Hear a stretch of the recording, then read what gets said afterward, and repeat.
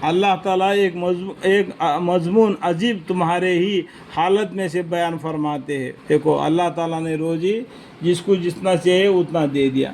اس کے یہاں پر ایک مثال دیتے ہیں کہ جو آدمی ہے اس کا گھر میں کام کرنے والا غلام ہوتا ہے، اس کو اس کا مزدوری دے کے اس کو بھیج دیتا ہے۔ کیا تمہارے مال کے اندر تم اس کو شریک ٹھہراتے ہو؟ نہیں ٹھہراتے نا۔ تو یہ دیکھو آگے، کیا تمہارے غلاموں میں کوئی شخص تمہارے اس مال میں جو ہم نے تم کو دیا ہے شریک ہے؟ اس میں تم اس کو ملا لیتا ہے؟ اس میں تو تمہارے بیوی تمہارے بچوں کو ملا لیتا ہے۔ یہ جو غلام ہے وہ اس کو جو غلام گری جتنا کیا اس کو پیسہ دے کے واپس بھیج دیتا ہے کہ تم اور وہاں اس میں برابر ہو، جن کا تم ایسا خیال کرتے ہو جیسا اپنے آپس کے خیال کیا کرتے ہو۔ ہم اسی طرح سمجھداروں کے لیے دلائل صاف صاف بیان کرتے رہتے ہیں۔ سمجھداروں کے لیے اللہ تعالیٰ صاف صاف بیان کرتے ہیں۔ اس غلام کو اس نے اتنا ہی اجرت دے کے بھیج دیتا ہے، وہ اپنے مال میں اپنی اولاد کو ساتھ رکھ لیتا ہے۔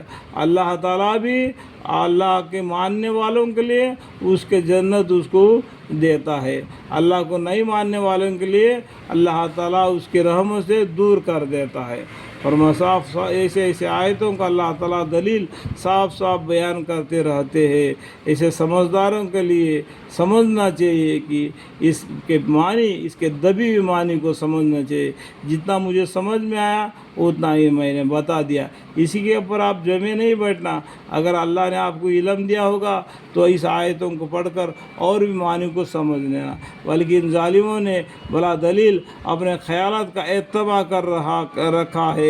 ان ظالموں نے اپنا دل سے جو بھی بات بنا رکھا ہے، سو جس کو خدا گمراہ کرے اس کو راہ پر لاوے اور ان کا کوئی حمایت نہ ہوگا۔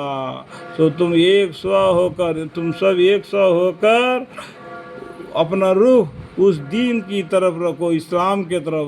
اللہ کی دی ہوئی قابلیت کا اتباع کرو جس پر اللہ تعالیٰ نے لوگوں کو پیدا کیا ہے۔ اللہ تعالیٰ کی اس پیدا کی ہوئی چیزوں کو جس پر اس نے تمام آدمیوں کو پیدا کیا ہے بدلنا نہ چاہیے۔ اللہ تعالیٰ آدمیوں کو پیدا کیا ہے، پیدا کی ہوئی چیزوں کو جس پر اس نے تمام آدمیوں کو پیدا کیا ہے بدلنا نہ چاہیے۔ بس سیدھا دین یہی ہے، اسلام ہے سیدھا۔ یہ اسلام کا ایک ہی اللہ ہے، ایک ہی کتاب قرآن ہے، لیکن اکثر لوگ نہیں جانتے۔ تم خدا کی طرف رجوع ہو کر فطرت الہی کا اتباع کرو اور اس سے ڈرو اللہ سے، اور نماز کی پابندی کرو اور شرک کرنے والوں میں سے مت رہو۔ اللہ تعالیٰ تم کو ڈراتے ہیں، خیال کر کے فطرت الہی کا اتباع کرو اور اس سے ڈرو اور نماز کی پابندی کرو اور شرک کرنے والوں میں سے مت رہو۔